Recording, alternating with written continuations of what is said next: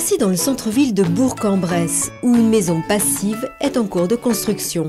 Une maison passive se caractérise par des consommations réduites à leur plus simple expression, c'est-à-dire de l'ordre de 15 kWh d'énergie primaire par mètre carré par an. Par rapport à une maison RT 2012, ce résultat s'explique par la prise en compte de plusieurs éléments. Un gros travail sur l'enveloppe du bâtiment, une très forte isolation des parois, murs, plancher bas, toiture. Les vitrages sont également concernés. Se rajoutent également les systèmes liés de ventilation. Une des caractéristiques principales, c'est de ne pas avoir de chauffage dit conventionnel, puisque les besoins de chauffage sont compensés en grande partie par les apports internes des personnes vivant dans la maison ainsi que des appareils, et également par les apports solaires passifs.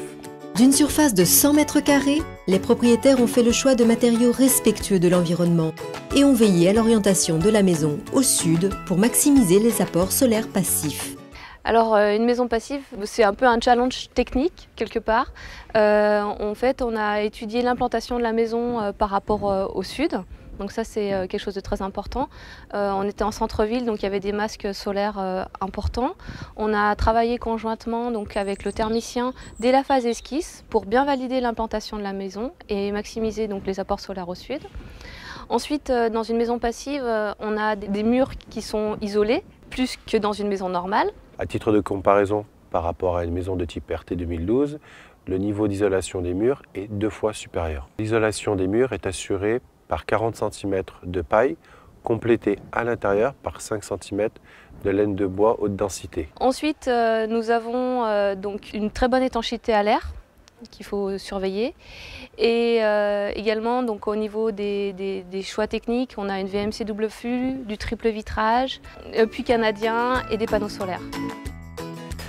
L'objectif de construire une nouvelle maison, c'est faire une maison qui soit la plus économe possible et qui soit saine.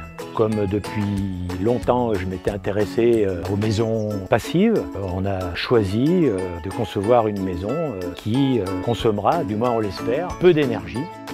Voilà, donc c'est à la fois pour une raison intellectuelle, pour une raison aussi de conviction, parce qu'on est persuadé que pour les années qui viennent, il faut absolument que l'on consomme moins d'énergie dans tous les domaines. Donc on a fait ce choix-là. Une toiture végétalisée viendra renforcer la performance globale du logement. Les consommations d'énergie de la maison seront presque nulles, 15 kWh par mètre carré et par an, soit 4 fois moins qu'une maison RT 2012 et 10 fois moins qu'une maison standard.